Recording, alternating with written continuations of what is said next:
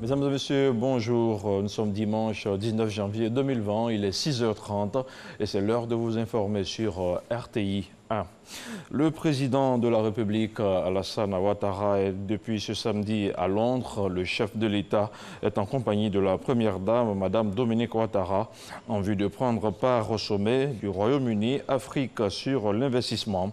Organisé par le Premier ministre britannique Boris Johnson, ce sommet va réunir des chefs d'État et de gouvernement africains, des entreprises et des institutions internationales pour présenter les opportunités d'investissement en Afrique. Dans la déclaration faite à son arrivée à l'aéroport, le président Ouattara a exprimé sa joie d'avoir été invité par le Premier ministre du Royaume-Uni à participer à ce forum. Au cours des échanges qui seront menés durant cette rencontre, le président insistera sur l'ambition de notre pays de promouvoir l'industrialisation et l'environnement. Tout autre chose, à présent, la 21e soirée des Ébonies, nuit de la communication s'est tenue dans la soirée de samedi à l'hôtel président de Yamoussoukro. Le prix du meilleur journaliste de Côte d'Ivoire, Super Ebony, est revenu à Serge Coléa, journaliste à la RTI. Il remporte un véhicule flambant neuf et une somme d'argent importante, ainsi que plusieurs terrains. Avant le super prix, il a raflé le prix du meilleur journaliste de la télévision, le prix de la meilleure interview et le prix du meilleur reportage des droits de l'homme. Plusieurs autres prix sectoriels ont été remportés par la rédaction de RTI 1, dont le prix du meilleur présentateur qui revient à Hamza Diaby, que vous retrouverez à 13 h pour l'information de la mi-journée. Félicitations donc à tous nos lauréats.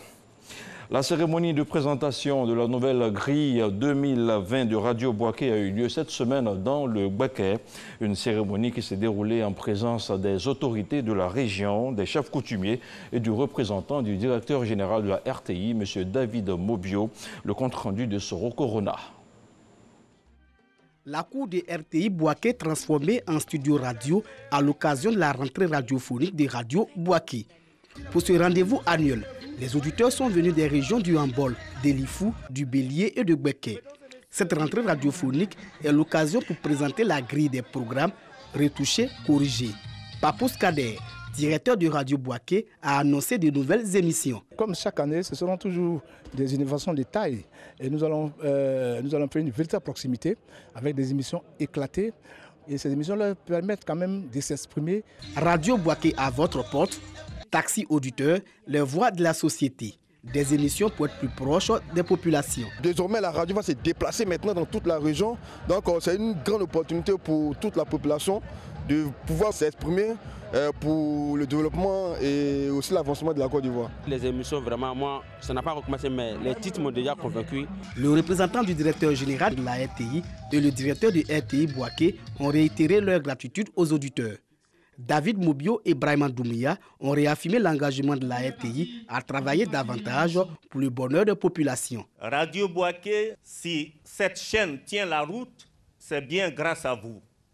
C'est grâce à votre soutien. Je voudrais vous remercier pour cela et vous dire que nous sommes à votre service et nous sommes dans votre rôle et vous pouvez nous faire confiance.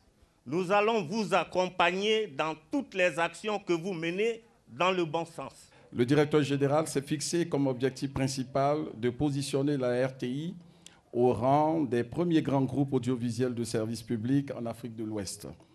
Pour atteindre cet objectif, des études sont en cours. Et ces études prennent en compte un projet de réforme de RTI Bouaké avec une nouvelle feuille de route pour le département radio. Cette rentrée radiophonique est couplée au 8e anniversaire du retour de Radio Bouaké dans le paysage audiovisuel. Radio Bouaké produit une vingtaine d'émissions et de magazines.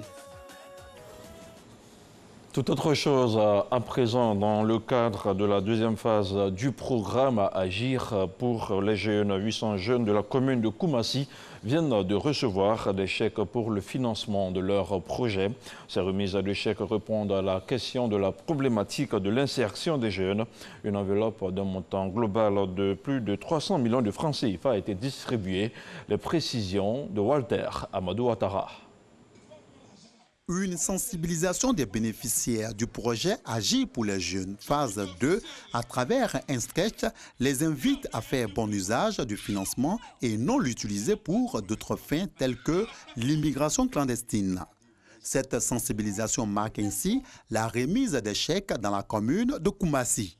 Occasion pour le maire Cissé Bakongo d'exhorter ses bénéficiaires au respect de l'échéancier afin de permettre à d'autres jeunes d'avoir accès aux prêts.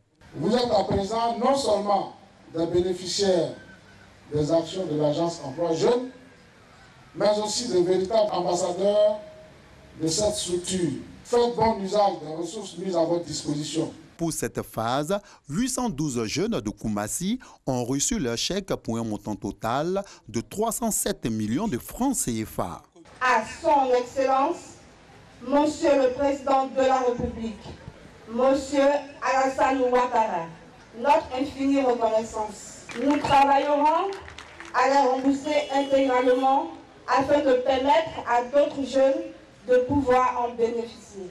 Le ministre de la Promotion de la Jeunesse et de l'Emploi des Jeunes annonce déjà la phase 3 du projet Agir pour les jeunes.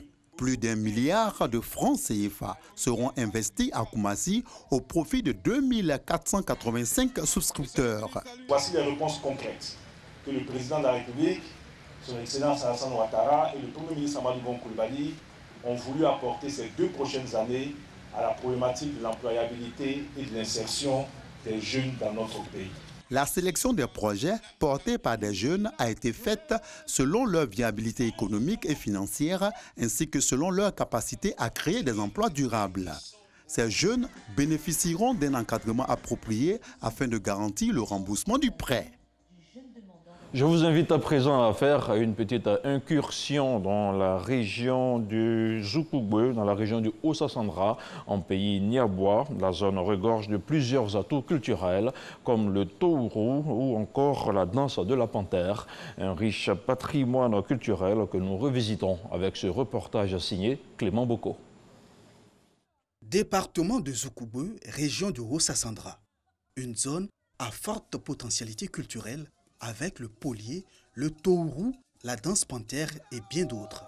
À 2 km de Zoukoubé, le village de Dangbe, berceau de l'initiation à la danse panthère. La danse panthère est originaire de Vabo, qui est notre village, qu'on appelle maintenant selon les colons Dangbe. Cette coutume de la danse panthère nous amène à former des générations. Après ce peuple niambois, il y a eu les Obé qui ont pris, après les Obé, les Guérés ont pris et les Yakuba. La vie des hommes panthères commence par une initiation en forêt sacrée. Et cela part d'une période de 3 à 7 mois. Pour les jeunes, c'est le passage à l'âge adulte. Tous ceux qui sont initiés, dès qu'ils sortent, d'abord ils doivent se marier. Le plus, c'est que ça accompagné d'une force mystique. Le jour où les élus sortent de la forêt, on les reconnaît par leur accoutrement atypique.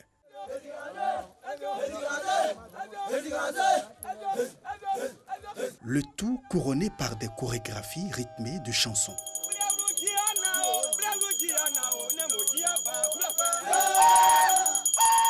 C'est des cantiques conçus par des anciens. Cela même fait que quand le village est en initiation, nous appelons d'autres talents des autres villages pour venir montrer leur savoir-faire. À quelques encablures de Dangbe, Grégbe, de cette sous-préfecture est partie une culture propre au peuple du Haut-Sassandra, le tourou, un art oratoire qui allie poésie chantée et instruments traditionnels de musique. C'est tourou, c'est pas tourou. C'est la déformation, comme le dit le BT, sinon chez nous on dit tourou. Parole de sage, parole de motivation, source même de paix surtout, parce que quand les cœurs sont armés, c'est le tourou qui désarme. D'accord, mais le tourou a été créé ici à Grégbe par le patriarche Nani Aboli Pierre, qui est un poète. Son fils Beli Tapé est le gardien de la tradition ici à Grégbe.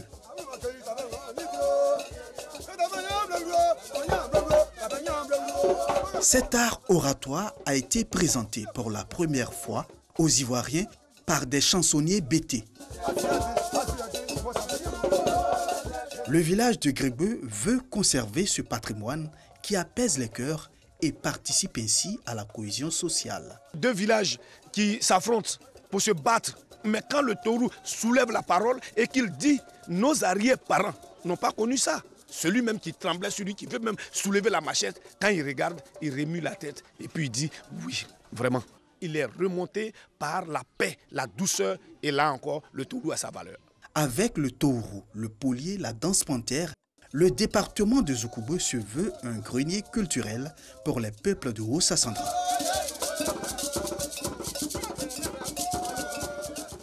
C'était une incursion en pays niabois signée Clément Boko. Dans l'actualité internationale, la Cour suprême de Guinée-Bissau a exigé vendredi un recomptage des voix du second tour de l'élection présidentielle du 29 décembre dernier.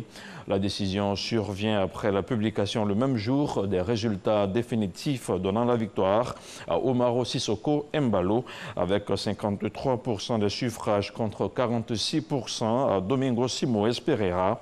Les juges justifient leur décision en invoquant des violations des opérations de vote au niveau national.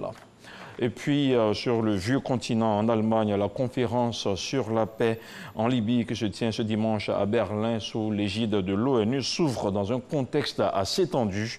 La tâche est difficile et un accord semble peu probable après l'échec des discussions qui se sont tenues en Russie au début de la semaine.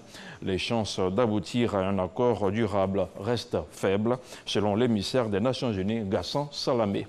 Et puis, c'est l'information principale de ce flash, la 21e soirée des Ébonies. Nuit de la communication s'est tenue dans la soirée de samedi à l'hôtel président de Yamoussoukro.